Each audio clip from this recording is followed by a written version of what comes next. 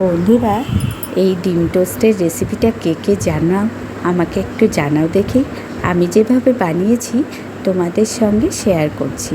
দেখো, কিছুটা পেঁয়াজ কুচি, ধনেপাতা কুচি, টমেটো কুচি আর কাঁচা লঙ্কা কুচি নিয়েছি দুটো ডিম আর পাউরুটি।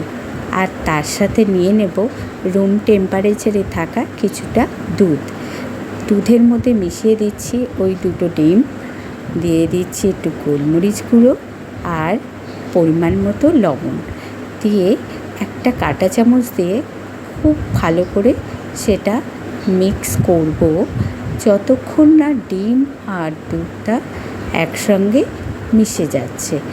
এরপরে আমরা একে একে তার মধ্যে দিয়ে দেব পেঁয়াজ কুচি, ধনেপাতা কুচি, টমেটো কুচি আর কাঁচা লঙ্কা কুচি দিয়ে আবার খুব ভালো করে সেটাকে মিক্স করে নেব।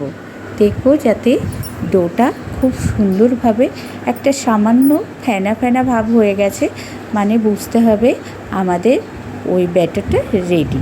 এবার একটা ফ্রাই প্যান নিয়েছি, ফ্রাই প্যানে কিছুটা তেল গরম করে পাউরুটির পিসগুলো এক এক করে ওই গোলার মধ্যে চুবিয়ে আমরা ভেজে নেব।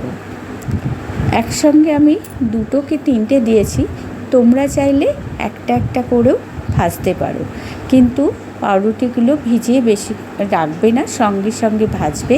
আর এক পিঠ ভাজা হয়ে গেলে ওপর পিঠটাতে কিছুটা ওই ব্যাটারের মধ্যে থেকে পেঁয়াজ কুচি, ধনেপাতা, টমেটো কুচি নিয়ে পাউরুটিগুলোর ওপর দিয়ে দিচ্ছি, যাতে ভাজার পর দেখতে আরও সুন্দর লাগে। এইবার ভাজার পর দেখো আমি দ্বিতীয় পিঠটাও খুব ভালো করে ভেজে নেব। ভাজার সময় গ্যাসের ফ্লেমটা আমরা মিডিয়াম টু লোতে রাখবো, কারণ হাইয়ে রাখলে পাউরুটিগুলো পুড়ে যাওয়ার সম্ভাবনা আছে। দেখো, আমি খুব ভালো করে উল্টে পাল্টে এপিট ওপিট ভেজে নেব। এইবার তোমরা দেখো এরমভাবে ভেজে খেয়ে কত সুন্দর নরম এবং তুলতুলে খেতে হয়।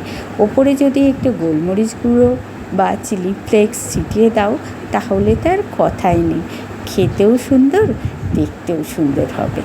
দেখো তো বন্ধুরা, তোমরা এইভাবে বানাও কি না, আমার সঙ্গে তোমাদের রেসিপিটাও শেয়ার করো।